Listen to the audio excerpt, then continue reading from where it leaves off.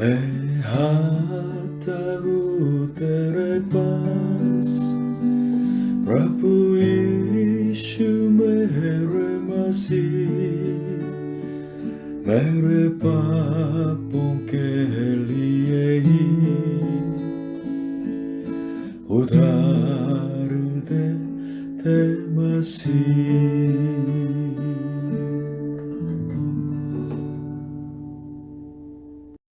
Hallelujah. प्रभु यीशु मसीह जी आप सभी को आशीष दें। जब परमेश्वर ने आदम और हवा को बनाया था और उनके साथ संगति में रहते थे, तो उस जमाने में, उस टाइम में कोई मूर्ति थी या कोई देवता था? कोई भी नहीं था ना। तो ये कहाँ से आए? इतने मूर्तियाँ, इतने जो देवता कहाँ से आया? मनुष्यों ने बनाया है। मनुष्यों ने देवता को बनाया और देवी को बनाया और वास्तव में मूर्ति को भी बनाया है। आज हम दानियल के 3 अध्याय से मूर्ति पूजा के बारे में संबंधित वचन को हम सीखना चाहते हैं। सिर्फ उसी परमेश्वर की आराधना करनी थी। इस्राएल जाति ने यहोवा परमेश्वर को त्याग दिया है और दूसरे देवता के पीछे और दूसरे मूर्ति के पीछे चलने लगे और उनके दंडवत करने लगे और पाप करने लगे। तो परमेश्वर ने नियो बैबिलोन, नव बैबिलोन के नबूकदनेस्सर राजा के द्वारा तो हमला होने दिया है। नबूकदनेस्सर राजा BC 605 से लेके 562 तक करीब 44 साल के दौरान अभी जो मिडिल ईस्ट के क्षेत्र पर शासन करने वाले थे। यहोवा परमेश्वर के हाथ में है व्यक्तिगत जीवन का और देश के उत्थान और पतन का। तब बाबिलोन में जो कैदी बन के जो शिफ्ट किए गए थे, उनमें से कुछ लोग थे तो दानियल और उनके 3 दोस्त शाद्रक, मेशक और अबेदनगो। जब दानियल ने यहोवा परमेश्वर की बुद्धि के द्वारा नबूकदनेस्सर के जो विशेष सपना को ठीक से बताया और उसके फल भी बताया था, उसकी वजह से तो दानियल के द्वारा शाद्रक, मेशक, अबेदनगो को तो नए बाबिलोन के जो मंत्री बनने का मौका मिला है। ये लोग कैदी थे लेकिन मंत्री तक बना, लेकिन थोड़ी देर बाद उनके विश्वास जीवन में बहुत बड़ी परीक्षा आने लगी थी, क्योंकि नबूकदनेस्सर राजा ने आज्ञा दी थी। यह कौन सी आज्ञा थी, हम आज वचन के द्वारा तो सीखेंगे। दानियल 3 अध्याय 1 से लेकर 3। नबूकदनेस्सर राजा ने सोने की एक मूरत बनवाई जिसकी ऊंचाई 60 हाथ और चौड़ाई 6 हाथ की थी, और उसने उसको बाबुल के प्रांत के दूरा नाम मैदान में खड़ा कराया। तब नबूकदनेस्सर राजा ने अधिपतियों, हाकिमों, गवर्नरों, जजों, खजांचियों, न्यायियों, शास्त्रियों आदि प्रांत प्रांत के सब अधिकारियों को बुलवा भेजा कि वे उस मूरत की प्रतिष्ठा में आए जो उसने खड़ी कराई थी। तब अधिपति, हाकिम, गवर्नर, जज, खजांचियों, न्याय, शास्त्री आदि प्रांत प्रांत के सब अधिकारी नबूकदनेस्सर राजा की खड़ी कराई हुई मूरत की प्रतिष्ठा के लिए इकट्ठे हुए और उस मूरत के सामने खड़े हुए। इसकी लंबाई करीब 27 मीटर और चौड़ाई 2.7 मीटर के है और बिल्कुल खाली खाली मैदान पर खड़े कराई गई। इसलिए उस जो प्राचीन ज़माने में ऊंची ऊंची इमारतें नहीं थी, इसलिए बहुत दूर से भी ये सब लोग देख सकते थे। ये नव जो बाबिलोन के सारे जो लीडर, प्रांत प्रांत के सारे लीडर बुलाए हुए हैं, मूरत की प्रतिष्ठा के लिए इकट्ठे किए गए हैं और मूरत बिल्कुल उनके सामने खड़ी है। तो क्या होने वाला है, तो कल्पना कर सकते हैं ना। ये स्थिति वास्तव में इसमें रिलीजन और राजनीति मिल जाते हैं। एक देश के जो शासक धर्म को एकत्रित करके अपनी राजनीति को तो कर रहे हैं। नबूकदनेस्सर राजा ये चाहते हैं कि सारे जो लोग, सारे देश के जो अगुवे लोग अपने जो करिकराई हुई मूर्ति के सामने धन्यवाद करें और अपनी आज्ञा माने, ताकि उनके जो शासन और दृढ़ हो जाए।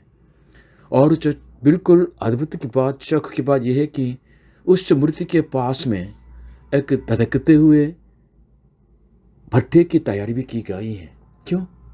कारण यह था कि जो कोई गिरकर दंडवत न करेगा वह उसी घड़ी धधकते हुए भट्ठे के बीच में डाल दिया जाएगा। बहुत प्राण की धमकी के साथ इस तरह बिल्कुल उनको आज्ञा मानने के लिए इस तरह विवश कर रहे हैं। यह वास्तविकता है। दानियल 4-7। तब गिदोनिया ने ऊंचे शब्द से पुकार कर कहा, है देश देश और जाति जाति के लोगों और भिन्न भिन्न भाषा बोलने वालों, तुमको यह आज्ञा सुनाई जाती है कि जिस समय तुम नरसिंगे, बांसुरी, बीना, सरांगी, सितर, शहनाई आदि सब प्रकार के बाजों का शब्द सुनो, तुम उसी समय गिरकर नबूकदनेस्सर राजा की खड़खड़ाए हुए सोने की मूरत को दंडवत करो। और जो कोई गिरकर दंडवत न करेगा वह उसी घड़ी धधकते हुए भट्टे के बीच में डाल दिया जाएगा। इस कारण उस समय जो ही सब जाति के लोगों को नरसिंगे, बांसुरी, बीना, सरांगी, सितार, शहनाई आदि सब प्रकार के बाजों का शब्द सुन पड़ा, त्यों ही देश देश और जाति जाति के लोगों और भिन्न भिन्न भाषा बोलने वालों ने गिरकर उस सोने की मूरत को जो नबूकदनेस्सर राजा ने खड़ी कराई थी धन्यवाद की। नबूकदनेस्सर राजा ये स्पष्ट करना चाहते थे कि वो सचमुच में सर्वोत्तम शासक हैं। हाँ, प्राचीन दिनों में बहुत राजाओं ने, अनेक राजाओं ने इस तरह व्यवहार किया है। अपने को देवता कहा या अपने को देवता का बेटा कहा। अनेक राजाओं ने सोचा कि उनके जो उनका शब्द कानूनी है और बिल्कुल ईश्वर के जो स्टैंड पर खड़े होना चाहते, इतना घमंड हो गया था। हाँ, ये जो प्रांत के जो अगुवे लोगों के अंदर क्या हो गया होगा, जरा सोचिएगा। उनके सामने बहुत ऊंची जो मूर्ति खड़ी हुई है और अनेक जो लोगों के प्रेशर उनके मन में मिल रहे हैं, और राजा का डर है और जो भट्टे के आग का डर है, और अगर न गिरकर दंडवत न करेगा तो बिल्कुल आग में डालने के लिए इस तरह तो धमकी दी गई है। तो मृत्यु का डर भी उनके दिल में तो बसा हुआ होगा। और ये लोग लीडर हो के, अगुवे हो के इतने आराम से तो जीवन जी रहे थे। उनके पद को भी खोना नहीं चाहते होंगे, उनके जो सुख जीवन भी खोना नहीं चाहते होंगे। इसलिए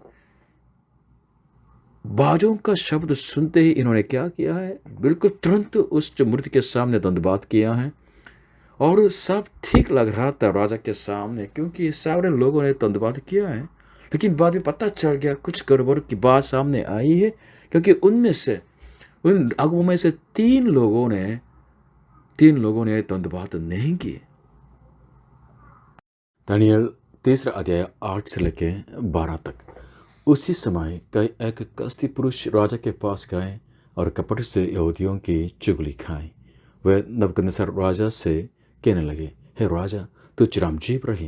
हे राजा, तूने तो यह आज्ञा दी है कि जो मनुष्य नरसिंगे, बांसुरी, बीना, सरांगी, सितार, शहनाई आदि सब प्रकार के बाजों का शब्द सुने, वह गिरकर उस सोने की मूरत को दंडवत करे। और जो कोई गिरकर दंडवत न करे वह धधकते हुए भट्टे के बीच में डाल दिया जाए। देख, शद्रक, मेशक और अबेदनगो नाम कुछ यहूदी पुरुष हैं जिन्हें तूने बाबुल के प्रांत के कार्य के ऊपर नियुक्त किया है। उन पुरुषों ने, हे राजा, तेरी आज्ञा की कुछ चिंता नहीं की। वे तेरे देवता की उपासना नहीं करते और जो सोने की मूर्त तूने खड़ी कराई है उसको दंडवत नहीं करते। ये तीनों पुरुष, उन्होंने ऐसा काम क्यों किया है? क्योंकि नबूकदनेस्सर राजा ने उनको प्रांत के तो मंत्री बना दिया है, इतना ऊंचा कर दिया है। वे लोग कैदी थे, लेकिन क्यों राजा को शर्मिंदा कर दिया? क्या कारण था? कारण सिर्फ यह था कि यहोवा परमेश्वर की आज्ञा की वजह से। निर्गमान, बाइबल के अंदर निर्गमान की किताब 20 अध्याय 3 से लेकर 5 तक इस तरह परमेश्वर की आज्ञा है, सुनिएगा। तू मुझे छोड़ दूसरों को ईश्वर करके न मानना, तो अपने लिए कोई मूर्ति खोद कर न बनाना, न किसी की प्रतिमा बनाना जो आकाश में व पृथ्वी पर व पृथ्वी के जल में है। तो उनको धन्यवाद न करना और न उनकी उपासना करना, क्योंकि मैं तेरा परमेश्वर यहोवा चलन रखने वाला ईश्वर हूँ। और जो मुझसे बैर रखते हैं उनके बेटों पोतों और परपतों को भी पितरों का दंड दिया करता हूँ। क्या आप परमेश्वर की आज्ञा को गंभीरता से लेने वाले हैं? जरूर जानिएगा कि भक्ति और आज्ञाकारिता साथ में चलती है। संसार के लोग संसार की रीति पर चलते हैं, इसलिए अनेक देवताओं के पीछे चलते हैं और मूर्तियों के सामने धन्यवाद करते हैं।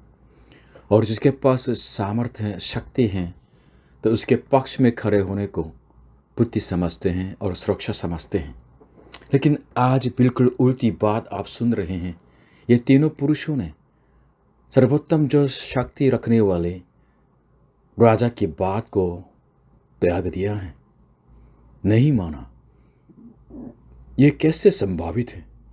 क्योंकि इस तरह उनकी बात को नहीं मानेंगे तो इसका मतलब है अपनी मृत्यु। ये कैसे हो सकता है? तब हो सकते हैं जब आपके दिल के अंदर परमेश्वर की आज्ञा है, उनका भय है, तब हो सकते हैं। इसी जो भीड़ के बीच में मृत्यु के जो सामने धन्यवाद करने का इनकार कैसे कर सकते हैं? अगर आपके अंदर आत्मिक सामर्थ्य नहीं है तो हमारे पास कैसे ये आत्मिक सामर्थ्य हो सकते हैं? तब हो सकते हैं जब हम दिन प्रतिदिन यहोवा परमेश्वर का भय मान के जिएं और उनकी आज्ञाओं का पालन करते हुए जिएं। इस तरह जीवन जीते रहेंगे तो पवित्र आत्मा के सामर्थ्य आपके साथ होंगे।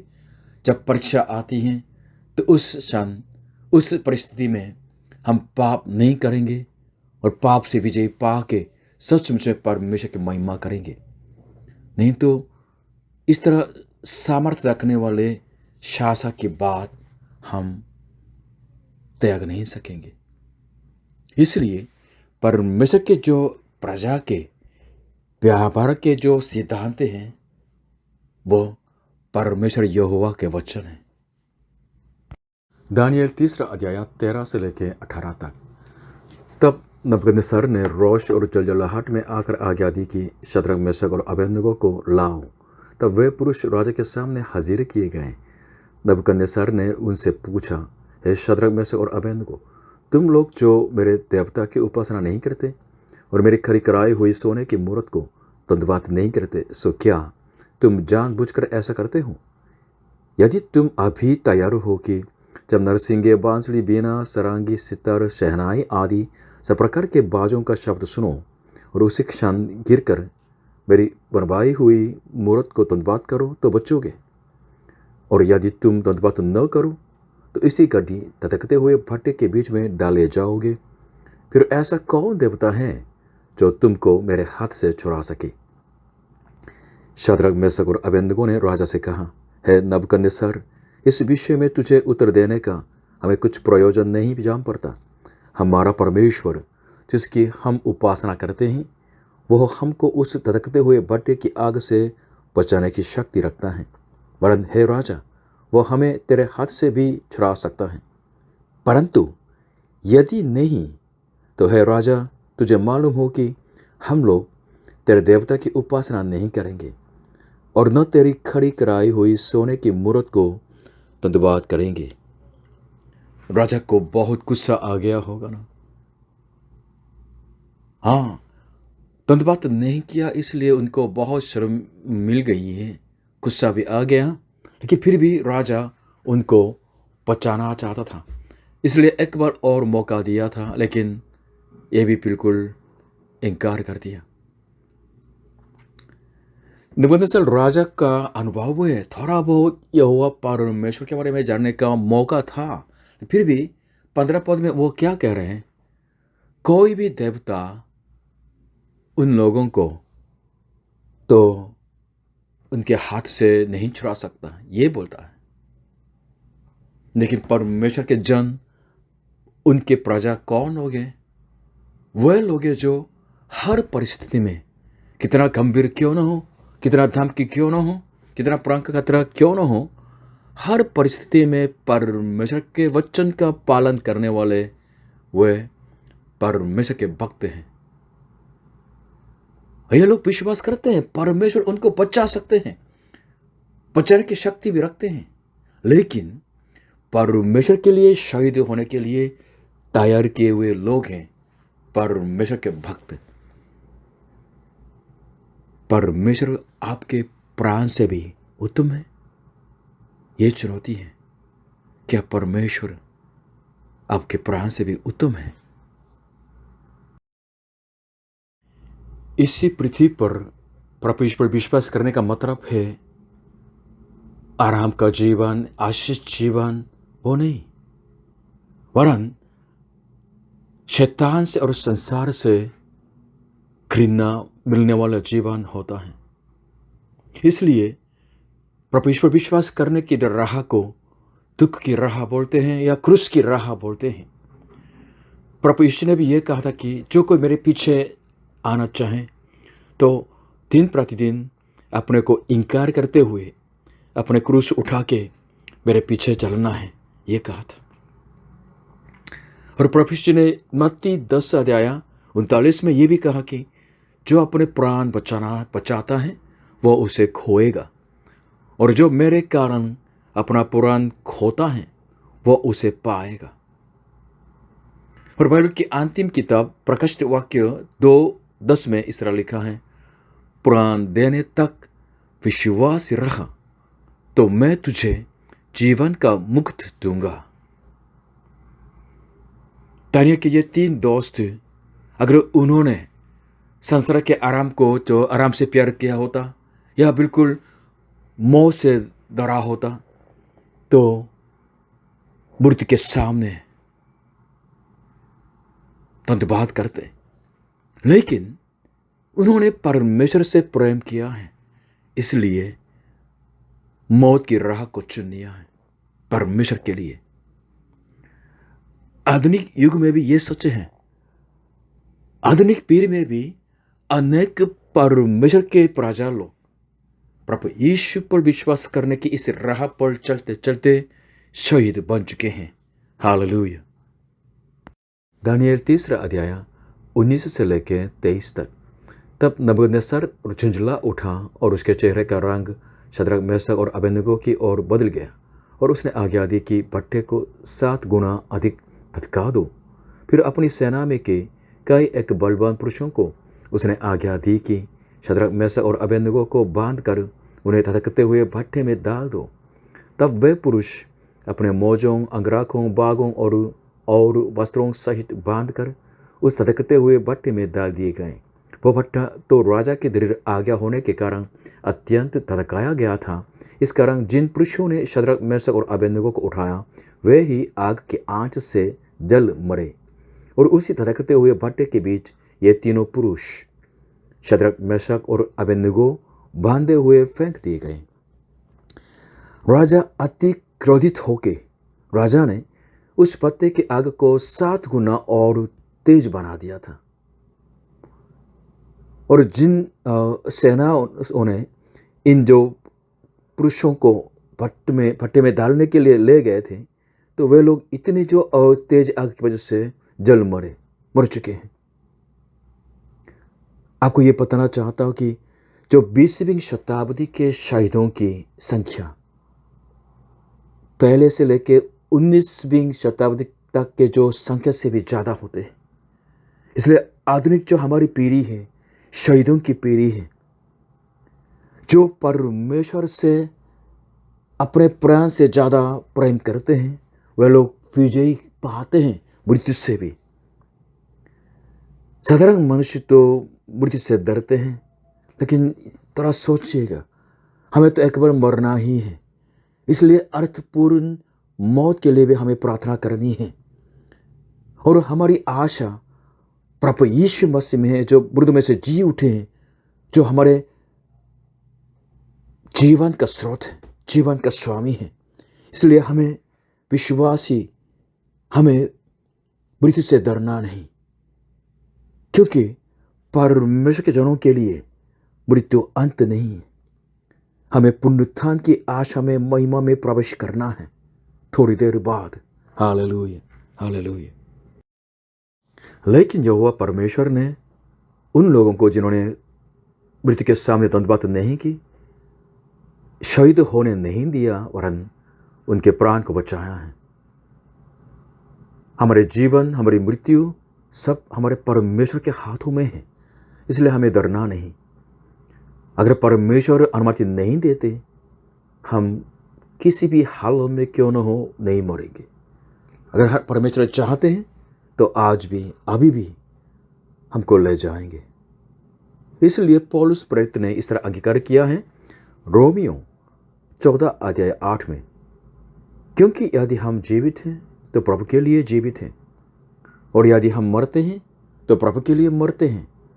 सो हम जिए या मरे, हम प्रभु ही के हैं। हाँ, हम हमेशा प्रभु यीशु मसीह ही के हैं। इसलिए हम इस तरह प्रार्थना करें, हे परमेश्वर, मेरे जीवन के द्वारा और मेरे मौत के द्वारा भी आपका नाम ऊंचा किया जाए। ये कैसे हो सकता है? तब हो सकते हैं जब हम परमेश्वर से प्रेम करते हैं और उनके वचन का पालन करते हैं। मरने तक तैयार होके राजा के मृत्यु को दंडवत करने के ये आज्ञा को बिल्कुल त्यागने वाले इन तीनों के द्वारा परमेश्वर ने क्या काम किया है, हम इसके बारे में थोड़ा सा देखें। दानियल 3:24 से लेकर 27 तक। तब नबूकदनेस्सर राजा अचंभित हुआ और घबरा कर उठ खड़ा हुआ और अपने मंत्रियों से पूछने लगा, क्या हमने उस आग के बीच 3 ही पुरुष बांधे हुए नहीं डलवाए? उन्होंने राजा को उत्तर दिया, हाँ राजा, सच बात तो है। फिर उसने कहा, अब मैं देखता हूँ कि 4 पुरुष आग के बीच खुले हुए टहल रहे हैं और उनको कुछ भी हानि नहीं पहुंची, और चौथे पुरुष का स्वरूप ईश्वर के पुत्र के सदृश है। फिर नबूकदनेस्सर उस धधकते हुए भट्टे के द्वार के पास जाकर कहने लगा, हे शद्रक, मेशक और अबेदनगो, हे परमप्रधान परमेश्वर के दासों, निकल कर यहाँ आओ। यह सुनकर शद्रक, मेशक और अबेदनगो आग के बीच से निकल आए। जब अधिपति, हाकिम, गवर्नर और राजा के मंत्रियों ने जो इकट्ठे हुए थे उन पुरुषों की ओर देखा, तब उनकी देह में आग का कुछ भी प्रभाव नहीं पाया, और उनके सिर का एक बाल भी न झुलसा, न उनके मोजे कुछ बिगड़े, न उनमें जलने की कुछ गंध पाई गई। Hallelujah, hallelujah. तो विश्वास के समर्पण की वजह से प्रभु की महिमा प्रकट हुई है। तो क्या क्या प्रकट हुई है, थोड़ा देखें कि पहले परमेश्वर के बचाने की सामर्थ्य प्रकट हुई है। इन तीनों को कैसे बचाया? परमेश्वर ने किसको भेजा है? परमेश्वर के पुत्र के सदृश दिखने वाले एक व्यक्ति को भेजा। जब वो उसमें आए तो कोई हानि नहीं पहुंची। 4 लोग दिखाई दिए और क्या प्रकट हुई है? ये तीनों मनुष्य वास्तव में परमेश्वर के सही दास निकले हैं। जब राजा आके कैसे पुकारा, हे शद्रक, मेशक और अबेदनगो, हे परम प्रधान परमेश्वर के दासों, निकल आओ। हाँ, अगर हम विश्वास से बिल्कुल निडर होते हुए चलते रहेंगे तो सचमुच में हमारे पहचान इस तरह प्रकट हो जाएंगे। और यहोवा परमेश्वर के बारे में प्रकट किया गया है कि राजा ने क्या चुनौती दी थी। राजा ने यह कहा था कि कौन सा देवता मेरे हाथों से बचाएगा, लेकिन यहोवा परमेश्वर ही थे जो सचमुच में भट्ठे में से भी अपने बेटों को बचा सकते हैं। इस तरह परमेश्वर की महिमा प्रकट हुई है। यही हमारी प्रार्थना होनी चाहिए। हम प्रार्थना करते रहे कि परमेश्वर आपकी महिमा प्रकट हो जाए। मैं भी प्रार्थना करके आ रहा हूं कि हमारी हिंदी आराधना में प्रभु यीशु मसीह की महिमा प्रकट हो जाए, ताकि लोग प्रभु ईश्वर विश्वास करके मुक्ति पा सके। हालेलुया। परमेश्वर अपने विश्वासी लोगों के साथ चलते हैं। क्या आप परमेश्वर की महिमा देखना चाहते हैं? परमेश्वर को ऊंचा करना चाहते हैं? तो परमेश्वर को छोड़ दूसरे देवता के पीछे मत चलिएगा। मृत के धन्यवाद मत कीजिएगा। सिर्फ एकमात्र सच्चे परमेश्वर पर विश्वास करें और उनकी उपासना करें। नबूकदनेस्सर राजा जिसने मूर्ति बनवा के उसके सामने धन्यवाद करने की कोशिश की थी और उसके द्वारा अपने शासन को और दृढ़ करना चाहते थे, उसने सचमुच में अपनी ज़िंदगी में अमोल शिक्षा पाई है। वो शिक्षा क्या है? फिर से हम मनन करें। दानिएल 3 अध्याय 28 से लेकर 30 तक नबूकदनेस्सर कहने लगा, धन्य है शाद्रक, मेशक और अबेदनगो का परमेश्वर, जिसने अपना दूत भेजकर अपने इन दासों को इसलिए बचाया क्योंकि इन्होंने राजा की आज्ञा न मानकर उसी पर भरोसा रखा और यह सोचकर अपना शरीर भी अर्पण किया कि हम अपने परमेश्वर को छोड़ किसी देवता की उपासना व धन्यवाद न करेंगे। इसलिए अब मैं यह आज्ञा देता हूँ कि देश देश और जाति जाति के लोगों और भिन्न भिन्न भाषा बोलने वालों में से जो कोई शाद्रक, मेशक और अबेदनगो के परमेश्वर की कुछ निंदा करेगा, वह टुकड़े टुकड़े किया जाएगा और उसका घर घोड़ा बनाया जाएगा, क्योंकि ऐसा कोई और देवता नहीं जो इस रीति से बचा सके। तब राजा ने बाबुल के प्रांत में शाद्रक, मेशक, अबेदनगो का पद और ऊंचा किया। यहाँ हम क्या सीखते हैं? पहले ये सीखते हैं कि मुक्ति यहोवा परमेश्वर के हाथों में है। हालेलुया! क्योंकि परमेश्वर ने उस साम्राज्य का घमंड भी तोड़ दिया है और ये प्रार्थना किया कि इस दुनिया के अंदर सच्चे जो उद्धारक हैं, सच्चा मुक्तिदाता है, सिर्फ यहोवा परमेश्वर ही है। और हम ये सीखते हैं कि परमेश्वर के सामने प्राण तक देने वाले जो विश्वास है, सचमुच में सबसे सुंदर और सामर्थ्यपूर्ण भक्ति है। मौत से डर के मारे मृत्यु का धन्यवाद करके बिल्कुल नाश भी हो सकते थे, लेकिन परमेश्वर से इतना प्रेम करते हैं, उनके आज्ञा का पालन के लिए अपने प्राण भी देने वाले जो विश्वास की वजह से परमेश्वर का चमत्कार प्रकट हो गया और उनकी महिमा प्रकट हो गई और लोग उस सच्चे परमेश्वर पर विश्वास करने लगे। हालेलुया! और तीसरा यह है कि राजा के इस गलत आज्ञा को बिल्कुल न मानना वास्तव में परमेश्वर के जो साम्राज्य जो उसके शासन के नीचे था, उनके लिए आश का कारण बना। अगर हम व्यक्तिगत तौर से विश्वास में दृढ़ रहते हैं तो दूसरों के लिए ये प्रभाव होता है, परमेश्वर की आश भी बन जाती है। अगर मैं घर के मुखिया होने के नाते विश्वास में दृढ़ रहूंगा तो मेरी पत्नी के लिए, मेरे बच्चों के लिए ये आश का कारण होगा। हालेलुया! और क्या परिणाम निकला है? उस साम्राज्य के राजा ने, नबूकदनेस्सर ने क्या कहा? यह कहा कि कोई भी उस परमेश्वर यहोवा की निंदा करे तो वह टुकड़ा टुकड़ा किया जाएगा, उनका घर घोड़ा हो जाएगा। मतलब परमेश्वर के नाम की रक्षा करने के लिए इस तरह आज्ञा दी है। यह सचमुच में अच्छा निकला है कि उस जो नए बाबेलोन के जो साम्राज्य के अंदर जो कैदी बन के जो उठाया गया था, उनके लिए उनको कितने लोग तंग करते होंगे, जिनके पास शक्ति है, पावर है, तो इस्राएल जाति को कुचलने के लिए बहुत कोशिश की थी। लेकिन इस तरह राजा की वजह से, राजा की आज्ञा की वजह से अभी ऐसा नहीं कर पाते हैं, उनको छू भी नहीं पाएंगे। अगर उनको छुएंगे तो उनके सारे खानदान नाश हो जाएंगे। इस तरह चेतावनी दी है। हालेलुया! हालेलुया!